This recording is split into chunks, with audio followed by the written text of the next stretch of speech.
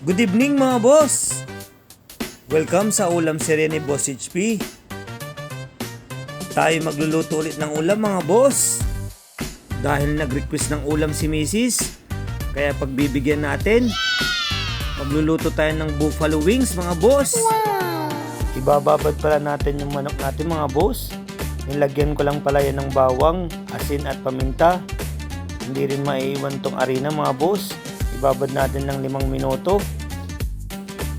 Tara na mga boss, magpainit tayo ng mantika. Ipiprito lang pala natin tong mga manok natin mga boss sa mahinang apoy. Medyo matagal tong pagpiprito ng manok natin mga boss. Kakantahan natin tong niluluto nating manok mga boss para mas lalong sumarap. Once, can we find a way to make it right? Baliktarin na natin mga boss. You push me up when I'm about to give up. Okay na to mga boss. Isunod na natin tong pangalawang salang manok natin mga boss. Ganyang prito lang po ang gusto natin sa manok natin mga boss. Yung tamang prito lang mga boss. Kasi iluluto ulit natin yan mamaya mga boss. Okay na to mga boss. Sa mga family and friends ko dyan, maraming salamat po ulit sa pagla-like and share. Panalo na naman ang ulam natin ngayong gabi mga boss. Bomba na tayo ulit mga boss. Maggigisa lang pala tayo ng bawang sa butter mga boss. Halo-haloin lang natin para hindi masunog. Maglalagay din pala tayo dyan ng ketchup mga boss. Maglalagay na rin tayo ng pampalasa, asin at paminta.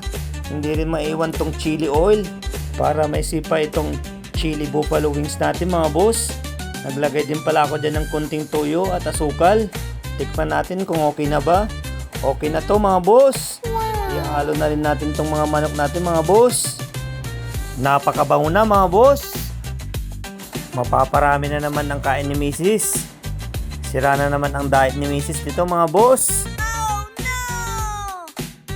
Salamat po ulit sa panonood mga boss. Kayo ba mga boss, anong ulam nyo ngayong gabi? Pa-comment naman ako dyan sa baba oh. Shout out pala dyan kay Boss Grande Balesteros at kay Boss Gerald Perez.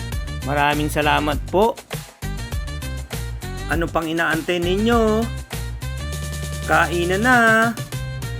Thank you Lord. First bite. Panalo mga boss. Kain po tayo mga boss.